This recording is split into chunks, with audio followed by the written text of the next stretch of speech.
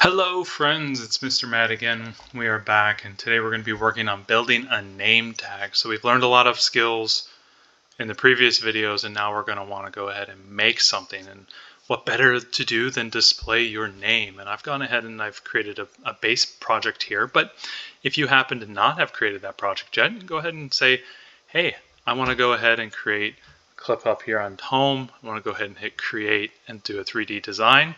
Or if you already have your design open, if you click on it, say tinker this.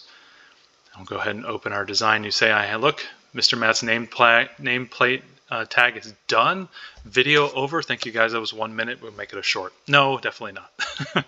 I always like to show kind of what we're going to be doing and then go ahead and make that thing. And so the first thing we're going to do here is I want to make my name, Mr. Matt. And what's really cool here in the basic shapes object option over here, we come down to the middle and we see we have the text option. So go ahead and click on that and drag that in. And you'll see it drops the text of text right here in the center.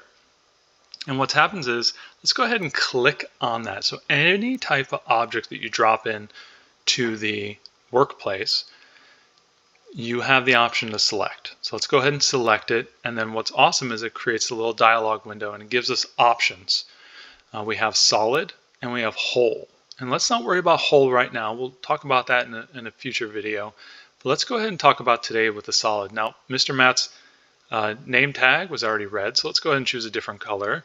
Let's go with, let's say green. Let's select green. And we got that. Great.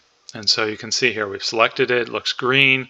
Looks really nice and cool. So the next option here is our ability to change the text that we've actually put in there. So let's go ahead and click in here, and I'm going to hit backspace, backspace, backspace, backspace. Got nothing there, and we're going to say Mr. Matt. We're going to go ahead and add that in, and then we're going to go ahead and say, well, we can change the font. We can do sans. Ooh, that looks pretty good. Or we can change sans mono. That looks a little spacey. I don't like that as much. Sans serif or serif font there is pretty cool. We also have the ability to change a couple other options here. We can change the height. Ooh, Mr. Matt's very Star Warsy there, kind of coming out of the screen here. Let's go ahead and come down here and go, 23.64. That seems very exact. Let's go ahead and select inside that screen, and you can see now that option's been selected, or the text here on the height. And I want you to just click 25. Let's go ahead and delete all that. Let's make it 25. Oh, number lock is not on. 25. Oop, that's a little too high. Let's go ahead and say 15. That looks pretty good. We'll go ahead and stay with that. All right, so again, now let's check the next option, the bevel. Ooh, you can see how much beveling is makes a nice fat letters there. That doesn't look too good. I don't like that. Let's get to about there. It has a nice little chunkiness associated. We're going to rotate around our screen and take a look at what we got here. That looks pretty good. I like that. And then we can look at our segments. So you can see here, as I zoom in, you can see these little lines. Snap, snap, snap, these little segments. It's not a perfectly smooth shape. So what I'm going to do is here, I'm going to go here and I'm going to add segments. Say all the way up to 5. And you can see it's added more segments. And what has it done? It's kind of rounded. It's kind of rounded those letters. It gives it kind of a softer feel. And if we print this, if we didn't have that on there, this would actually feel very sharp. This point, when it's printed, when we get into our printing in our class, this would feel sharp and you actually wouldn't like to touch it. It would actually feel kind of yucky. So by adding these segments, you can see it rounds the edge of that corner there. And different shapes here in the right side window have different options. And so in the letters here, we say, let's soften those letters so that they're nice to touch. And you can see in my original design, Mr. Matt kept it too sharp. I actually printed that, and I really didn't like it. It was actually kind of cutting into my figure. And I said, you know what? I should have changed the segments. So you go ahead and play with that. See what works for you. But here we are. We got Mr. Matt. Okay, great. Now, if we printed this, all these letters would be floating, and they'd all be loose and kind of fumbling around. And ultimately, somebody would steal the M because they're a Michigan fan or something like that and want to steal that from me. And I wouldn't like that. And so I want to keep these letters all connected And so what I'm going to do is I'm going to create a block, and I'm going to have it sit inside and actually fuse with the letters, so that when I print this name tag in class, and you'll probably see this if you ask me for it, you will see that the letters were actually fused with the block on the bottom, so they don't go flying all over the place. And so the way I'm going to do that is I'm going to find the super thin, long option here in the window on the right side. So I'm going to scroll down, I'm going to hit more shapes, and I'm going to look and I'm going to go, wait a minute, Mr. Matt, where is the long monolith 2001 object in my screen here? And the answer is, it's right here. It's our cube that we were playing with in our previous videos. And you'll say, Mr. Matt, that does not look the same. And what you realize is that a lot of these basic shapes are basic, and we're going to have to reform them into something that is useful for us to use, and we can resize them to what we want. And so what we're going to do here is going to say, well, I want this block to be shallow, right? Shallow here, so really short. So let's go ahead and bring it down. And you go, 2 sounds pretty good. That looks pretty good. I think that'd be nice. 2 millimeters, maybe let's go 3 millimeters. 4, oh geez, I can't get it right. But every time I move this, you see this little window here popping up. And I'm going to go ahead and click in it. And I'm going to say, I'd like it to be 3. Enter. And so now it's set to exactly 3 millimeters. And so I'm able to set these options here. Okay, now let's go ahead and say, let's make it just a little bit wider than my name. This one's about, look at this. It's about 1 or 2 here. Yeah, that's about right. We don't have to be exact. We're not, in this video, we're not focused on being exact. We're just kind of ballparking it, because we'll learn those skills later. But here we're just having fun. We don't want it to overwhelm us. And so what I'm going to do here now is I'm going to grab it. I'm going to kind of slide it over. I'm going to use my skills where I'm moving it around. I'm going to kind of drag it around and go, yeah, that looks about right. That looks pretty good. But it's only here. So let's go ahead and shrink it a little bit on this left side. And then let's grab the other one and extend it as far as I can. Oh, I ran out of my view. Let's go ahead and drag it over. Click on that box and continue to slide it all the way down. And I went a little too far there, but that's okay. Let's come on back here, slide back. And again, we're going to rotate around our object, and we're just going to see if it works well. You say, hey, it looks like it might be a little too much on the top. Let's go in, and you go, nah, that looks strange because I want a little bit more on the outside. All right, looks like we've gone ahead and done a good job. Let's go ahead and just play around. Right? We're just playing with the skills that we've learned. Let's go ahead and select our text and see if we can lift it up. All right, now it's floating. That's pretty cool. And if we remember that key command from the previous videos, D goes ahead and drops it right back down to our work plane. Okay, cool. So all those features and all those skills that we've been learning in the past few videos are carrying forward. All right. Mr. Matt, this little text window keeps annoying me. So go ahead here and say hide and show the inspector. So go ahead and hide that. Yeah, so if we're working on a smaller screen, a lot of times hiding these windows might allow us to have a little bit more of a view. We can practice going in, almost like we're flying a spaceship right through our name tag there. Just play around, have fun.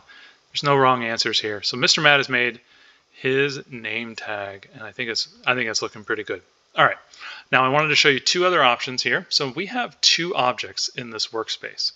We have our text that we can select there, or I can select the red box on the bottom. So we can select the text, I can select the box. I can select the text, I can select the box. Now, if I want to move this over here like I did before, let's just grab the text and go, oh no, Control Z. Let's move that back. Okay, now let's move the box over. Oh no. This is kind of a problem. What if I wanted to move this over here, and then I wanted to move this over here, and then I messed up everything I did before? Let's Control Z and come back. I want to show you 2 options up here in the top banner that allows you to take multiple objects or multiple shapes that we've put into the workplace and be able to bundle those together so that we can move them together. And this is a very common action that we'll do in future designs where we need to bundle our options. And I just realized this is a little long here on the outside. So fix that.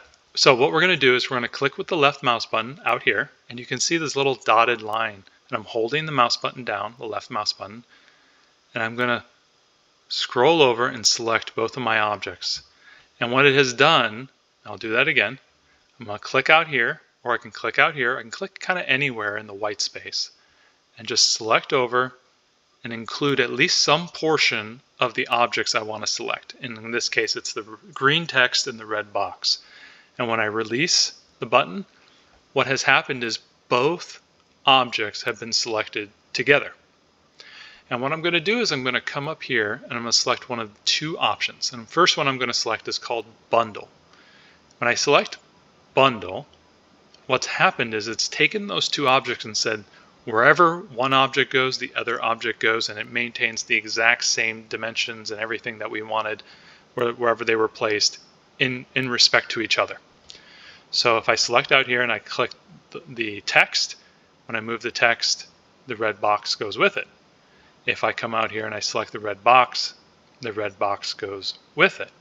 And what's cool about the bundling option is that it's respected the two colors that I've selected for here. Okay, so let's go ahead and select it again. So I've selected and I'm going to go up here and say ungroup. So they were grouped together, now I'm going to ungroup them. And now I can select and move one at a time. This is a very powerful option for you to know on how to bundle and put things together. Now there's another option up here. So I'm going to select both again. Instead of selecting bundle, I'm going to say group, a union group. And what this does is it unifies the two shapes, the two figures, into one object.